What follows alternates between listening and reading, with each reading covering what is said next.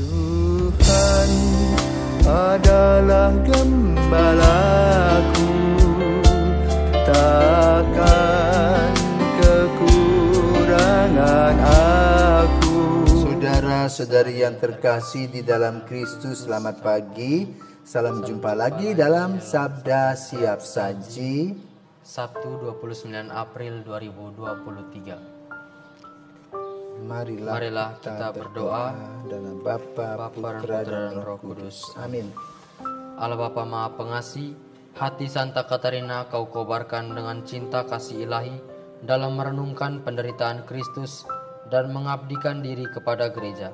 Semoga berkat doa permohonannya, umat-Mu tetap diikutsertakan dalam karya penyelamatan Kristus dan bersukaria melihat kemuliaan-Nya, sebab Dialah Tuhan dan pengantara kami.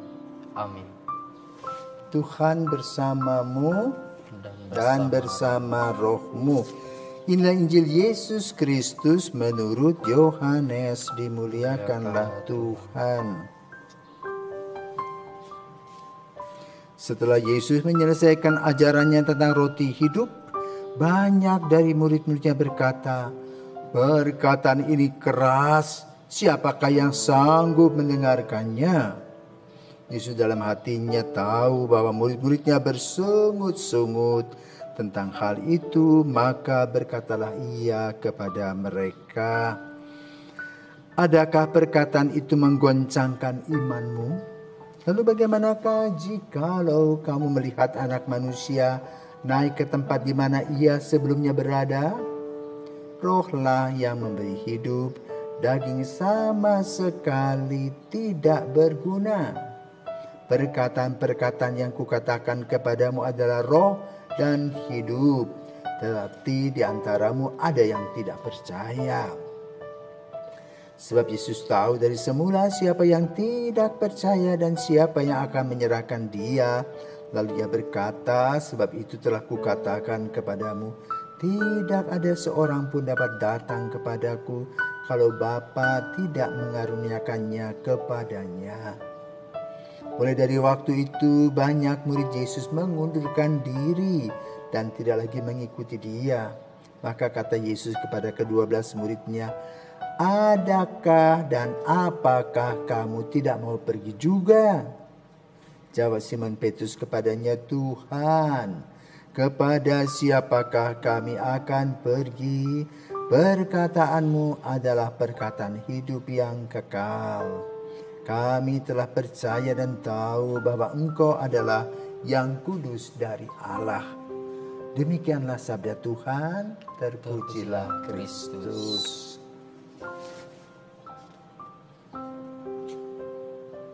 Selamat pagi Romo. Pagi Tian. Di dalam Injil hari ini dikisahkan bahwa beberapa murid Yesus itu pergi dan meninggalkan Yesus karena beberapa peristiwa yang terjadi sebelumnya. Itu mengapa mereka sampai bisa meninggalkan Yesus gitu. Ya. Selamat pagi Tian. Dulu kamu masih kecil sebesar apa ya? Kecil ya? Ya. Sekarang sudah besar. Ya. Tahu nggak kamu bakal akan sebesar ini? Nggak tahu. Nggak tahu tuh? Nggak tahu. Oke. Kalau Romo tanya, kamu pernah makan sate ayam? Pernah. Kalau saya tawarkan, kamu mau sate manusia? Tidak mau. Kenapa? Tidak boleh makan sesama jenis. Tidak boleh makan manusia. Nah, sekarang Yesus menawarkan, makanlah dagingku, minumlah darahku, kamu akan selamat. Apa yang kamu pikir coba?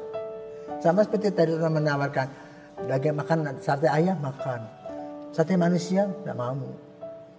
Ya, maka lalu pengertian ini diterimanya secara letterlek, artinya sesuai dengan kata-kata itu. Lalu mereka meninggalkan.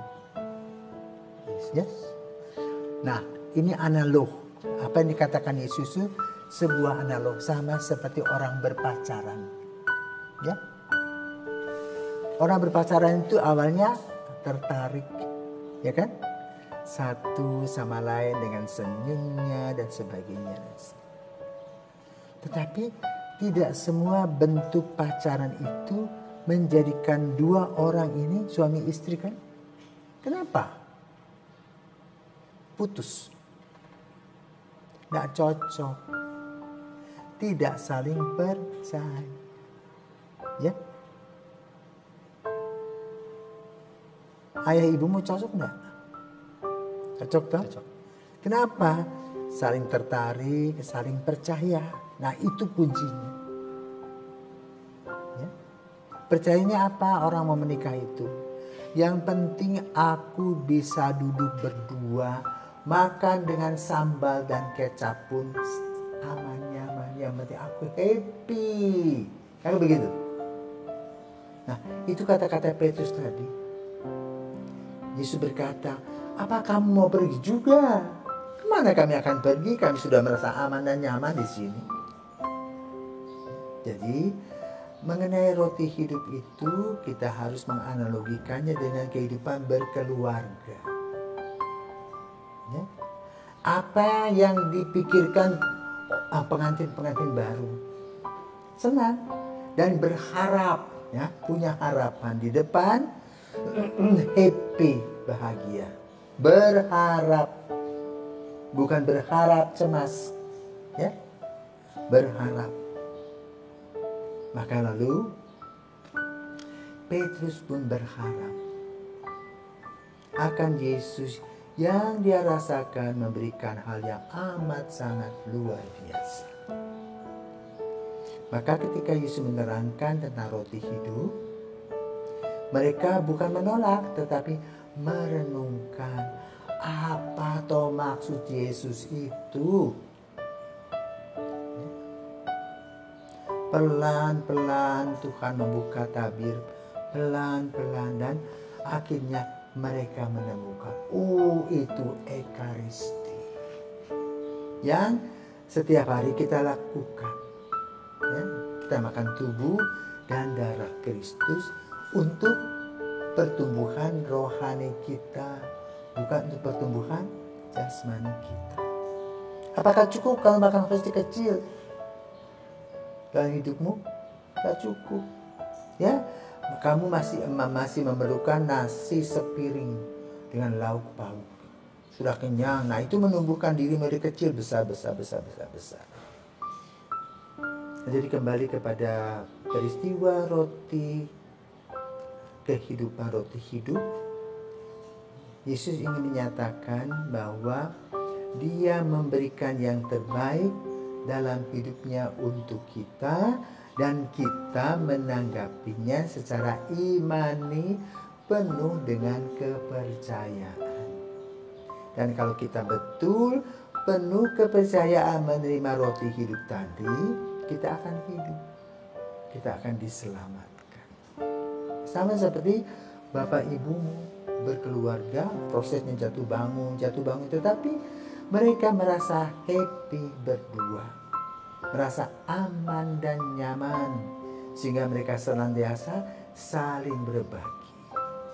Demikian pula dalam Ekaristi, kita harus juga, Yesus membagikan tubuh dan darahnya, kita pun harus berbagi kepada teman-teman kita yang lain dalam kehidupan kita, dalam masalah kita.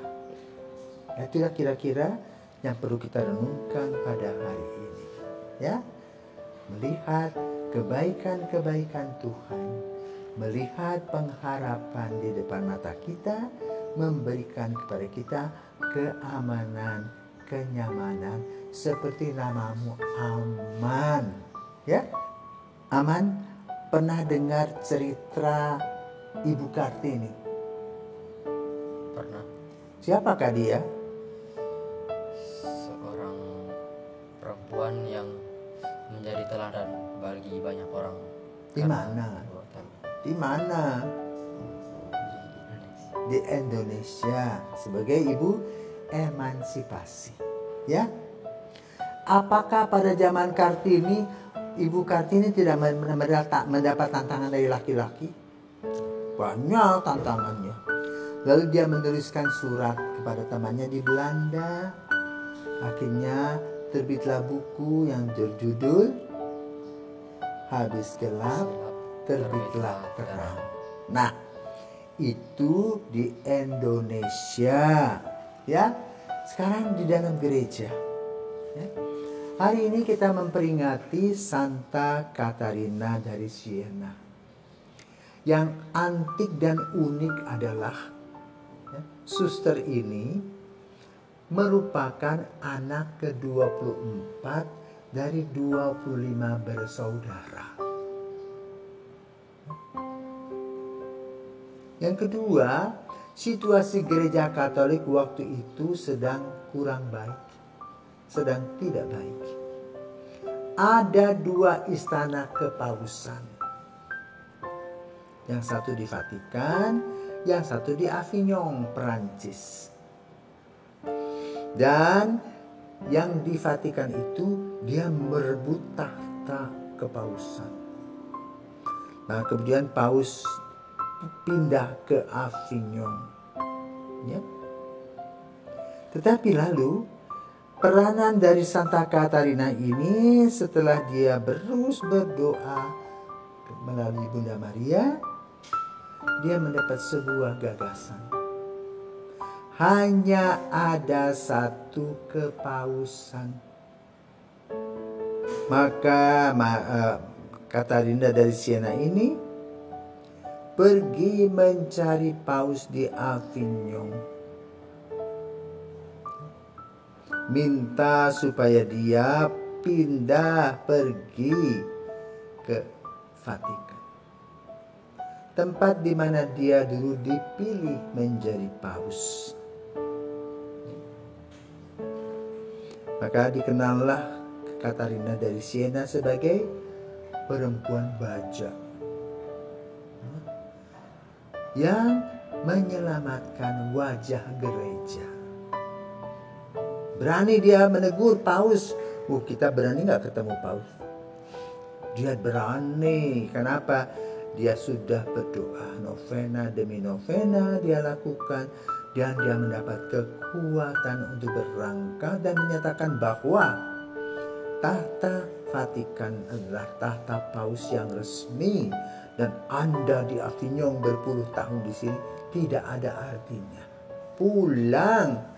Dan dia pergi ke sana paus sampai pada hari ini.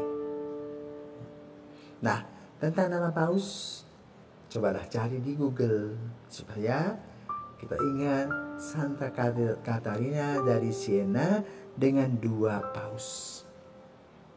Kiranya Tuhan memberkati kita.